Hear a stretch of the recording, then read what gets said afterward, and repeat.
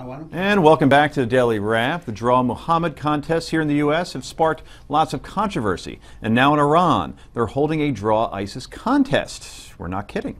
Cartoonists from around the world are in Tehran to take part in the anti-ISIS event.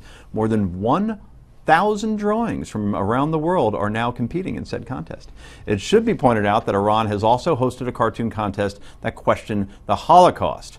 So, before I get to my question, by the way, I want to bring up to everybody at home, the man that was shot and killed by Boston police, CNN now reporting that law enforcement officials are saying that he also was plotting to assassinate Pamela Geller, who ties in perfectly to this discussion right now, considering the contest that she's held here.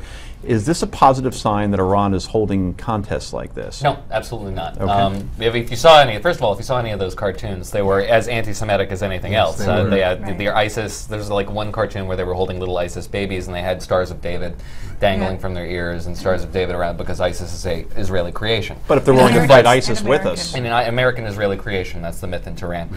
But Iran is positioning itself like it positions itself against any Sunni element in the region, be it a state or be it an insurgency. It is engaged in a regional war against the Sunni elements, which is ISIS, which is the Kingdom of Saudi Arabia, which is just about every other, Egypt, every other entity that is sort of pro-American or anti-American in this case. It really has very little to do with America and Israel, for that matter. It's a very regional dynamic. So Heather, it's a matter of the enemy of my enemy is my enemy. Well, absolutely, and it's not even close to anything like free speech. In fact, today they sentenced a young woman to 12 years in jail because she drew pictures of members of the parliament with heads of monkeys and sheep or something. So it's only if you are drawing what they like that everything is fine, but anything that even treads upon anything that they find questionable, and you go to jail. Interesting. What they both said is exactly right.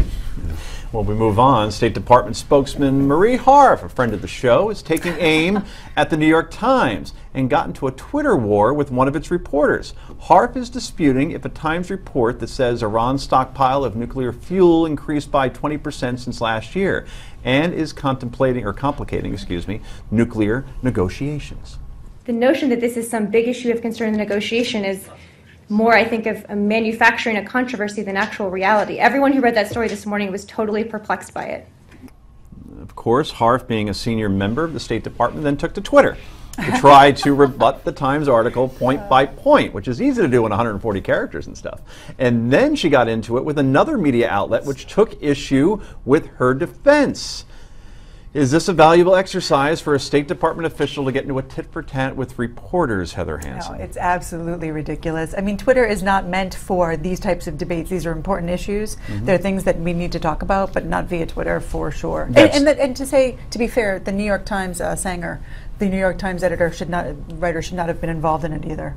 That's true. Before I get to your answers for a moment, we should also note to everybody at home that even though Marie Harf did get a promotion recently, she still is keeping, we will reiterate, her prior job, okay, as Rush chairman. And it should be noted that the all-white party is still on for 4th of July weekend. In fact, we have a picture of Marie with her sisters. There she is, and looking good, right in the front, of course, because she probably is the most prominent member of Alpha Phi, I believe she's in, or is it Alpha? Yeah, it's Alpha Phi.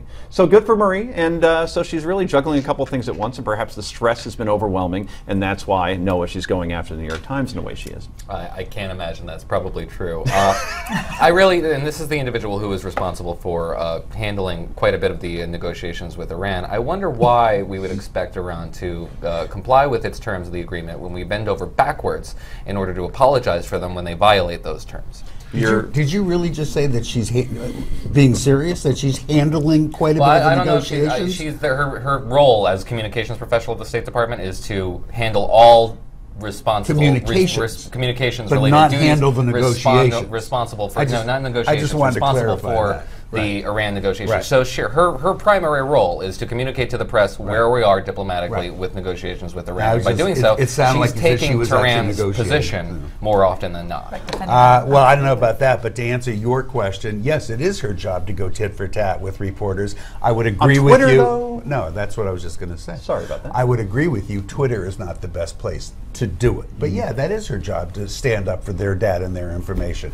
I mean, I got to tell you, she succeeded in at least, I would have bought the New York Times story, but she at least made me stop and think, well, maybe they got it wrong, and now I want to go look into it a little more deeply to decide for myself. I just find it amazing. We all have Twitter accounts here.